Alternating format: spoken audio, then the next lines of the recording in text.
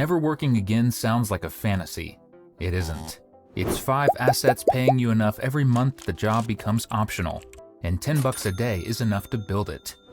In this video, I'll show you the trap most people fall into, and how Josh gets around it with 5 specific assets, each one passing 3 filters before he buys it. And by the end, I'll show you how his $10 a day habit becomes a $5,230 monthly paycheck, paid for the rest of his life without him ever selling a share.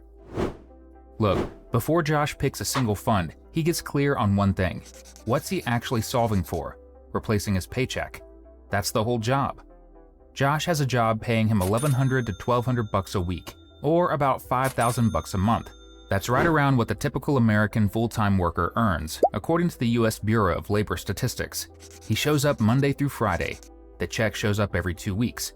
60 grand a year. That's the number keeping his life running. Rent, groceries, gas, everything. He wants to replace it, so he sets the target. 5 grand hitting his account every single month, whether he goes to work or not. The problem is simple to say. Josh needs to own a portfolio that pays him 5 grand in dividend income every month, about 60 grand a year. And he has to build it out of money he can actually spare every day, not a lump sum he doesn't have. 5 grand a month paid by his investments. That's the target. Now he has to figure out how to actually build it. And the first thing he runs into is the trap most people don't even know they're in. Here's the thing. Most people trying to do what Josh is doing make the same mistake. They put their money into the S&P 500. They watch the account grow for 30 years. They hit retirement with $400,000 to $500,000 sitting there, and then they realize the account is paying them about $437 a month in dividends. That's the gap. They built wealth. They built it well. The income just isn't there.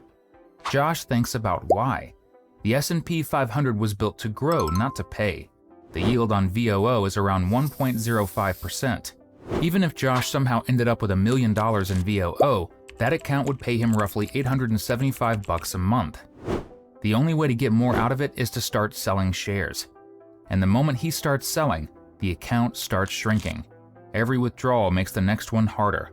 One bad market year early in retirement and the whole plan falls apart. That's not a paycheck replacement. That's slow account liquidation with a retirement plan label on it. Josh spots the trap and walks around it. He's building income that pays him for life, and that's a completely different kind of portfolio. So Josh has 2 paths in front of him. The one he picks decides everything that comes after. Each one is growth investing. He buys assets, holds them, sells pieces later when he needs cash.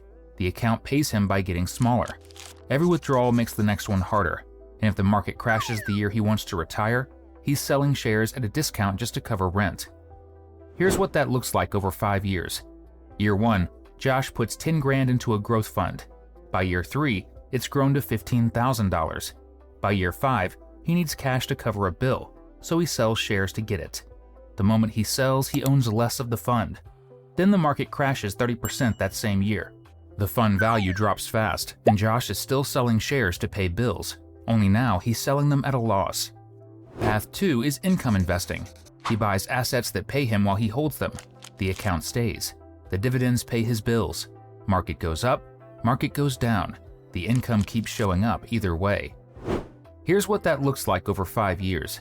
Year 1, Josh puts that same 10 grand into a dividend fund paying 5% a year. By year 3, he's collected $1,500 in dividends without selling a thing. By year 5, that's $2,500 total. And he still owns all 100 shares he started with.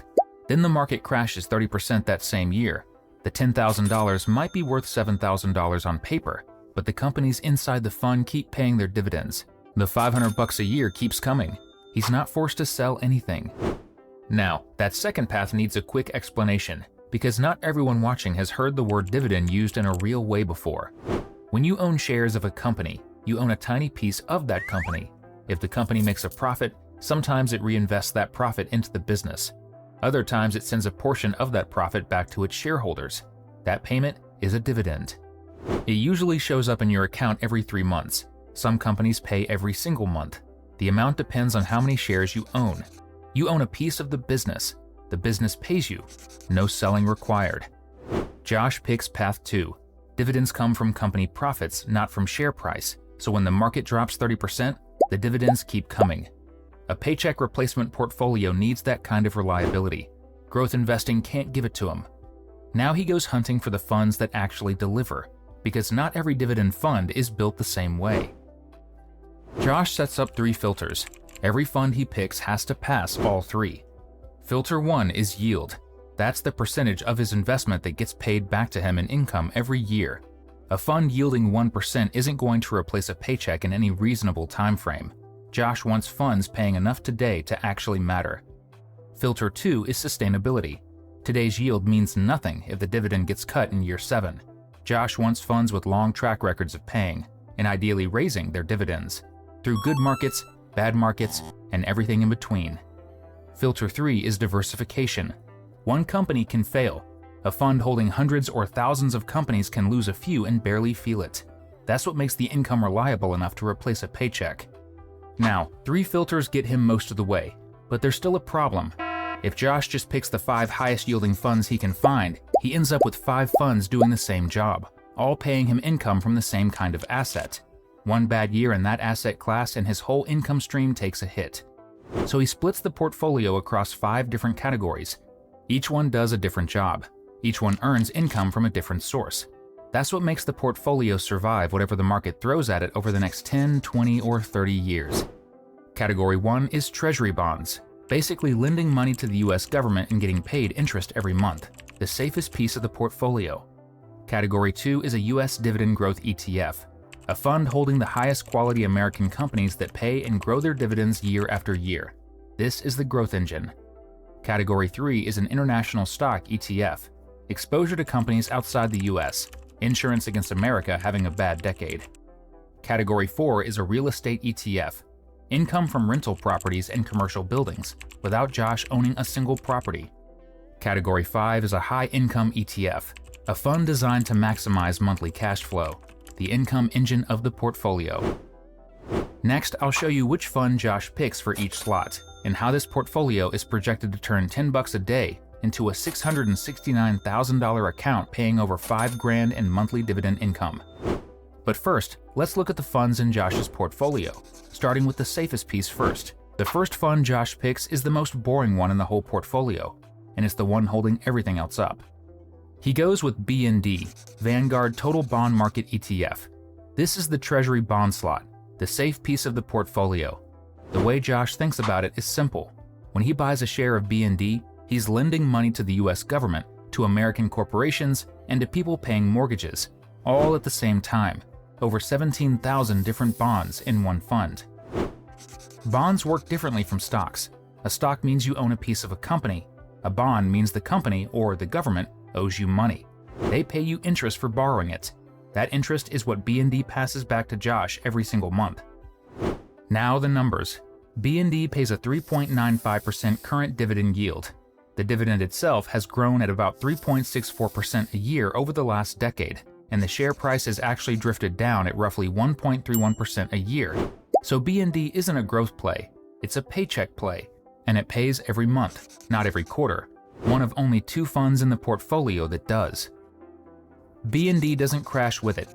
Stocks fall 20% in a bad year, and bonds usually move very little. Sometimes they even go up while stocks are getting destroyed. That's the job Josh is asking BND to do, stabilizing the whole thing so the rest of the portfolio can do its job. The honest trade-off, that negative share price drift, is real. The interest payments more than cover it, but Josh isn't picking BND for growth. He's picking it for the floor. That covers the safe piece. Now Josh looks for the part of the portfolio that grows the size of every paycheck over time. He lands on SCHD, Schwab US Dividend Equity ETF. SCHD doesn't look special on paper. The yield is average. The growth rate is high but not the highest. Josh still picks it as one of his core holdings because SCHD holds about 105 of the highest quality dividend-paying companies in the United States. Companies that have paid and raised their dividends for at least 10 straight years. Names you'd recognize. Companies that have been around forever and keep growing. The current yield sits at 3.32%, paid quarterly. The 10-year dividend growth rate runs at 10.43% a year, and the share price has been climbing at roughly 8.96% annually on top of that. So Josh isn't just getting dividends from SCHD, he's getting dividends that grow on shares that grow. SCHD covers the US. The portfolio can't sit only inside one country, and Josh solves that next. IXUS is the international stock slot, Josh's insurance policy against America having a bad decade. It holds around 4,100 stocks from everywhere outside the US, Europe, Asia, emerging markets, every major region. The current yield comes in at 2.87%, paid quarterly. The dividend has been growing at 7.03% a year over the last decade, and the share price has appreciated at roughly 6.56% annually. Stocks at home, stocks abroad. Josh has those covered. But there's one income source that doesn't move with the stock market at all, and he wants it in the portfolio next. GQRE is the real estate slot, and Josh wants this one because rental income behaves differently than every other dollar in his portfolio. Here's the thing about real estate. It's one of the most stable income streams that exists. People always need a place to live. Businesses always need somewhere to operate. The rent gets paid. But Josh doesn't want actual property. He wants the income without the tenants, the toilets, or the property managers. So he picks GQRE, FlexShares Global Quality Real Estate Index Fund. It's a fund that owns shares of real estate companies from around the world. Those companies are called REITs, Real Estate Investment Trusts. A REIT is basically a company that owns and operates real estate, apartments, warehouses, shopping centers, hospitals. And by law, REITs have to pay out most of their profits to shareholders as dividends. That's the part Josh cares about. Looking at GQRE's numbers, the fund yields 4.29% currently paid quarterly, well above average for an equity fund. That dividend has been growing at 6.29% a year over the last decade. The share price has been the slowest part of the story, appreciating at roughly 0.56% a year. It is built to pay Josh income, not to grow on the chart. The reason it yields more than most stock funds comes back to that legal requirement around REITs. They're required to pay out their profits, so they yield more than companies that get to keep what they earn. 4 slots filled, 1 left, and it's the one doing the heaviest lifting on Josh's monthly income. The fund with the highest yield in Josh's portfolio is also the one most people misunderstand. It's JEPI, JP Morgan Equity Premium Income ETF. JEPI owns a basket of large US stocks, similar to what's in the S&P 500. But on top of just owning those stocks, the fund does something extra. It sells options against those stocks every single month. JP Morgan actually breaks down where JEPI's income comes from on their own fund report. Picture 3 blocks side by side. The first one is dividends, the regular payments from the stocks JEPI owns. That block represents roughly 1 to 2% of the yield. The second block is the options premium, the cash JEPI generates by selling those call options every month. That block represents roughly 5 to 8% of the yield. Stack those two together, and the options block is more than 3 times the size of the dividends block. That's where 83% of JEPI's monthly income comes from. The dividends contribute the other 17%. The third piece in the picture is the equity contribution itself, the up and down movement of the stock prices, which is variable and depends on how the market moves. That's why JEPI yields 8.46%, more than double anything else in Josh's portfolio, and it pays every single month. It has a dividend growth of 0.86% a year, much slower than the other funds because the yield is so high to begin with. Now Josh has all 5 assets. The next step is figuring out what the whole portfolio metrics look like. Josh splits his $10 a day evenly, 20% into each fund. Every dividend gets reinvested. Here's how the portfolio yield gets calculated. Since every fund gets the same 20% slice, the portfolio's yield is just the simple average of all 5. Add up the yields: 3.95% plus 3.32% plus 2.87% plus 4.29% plus 8.46%.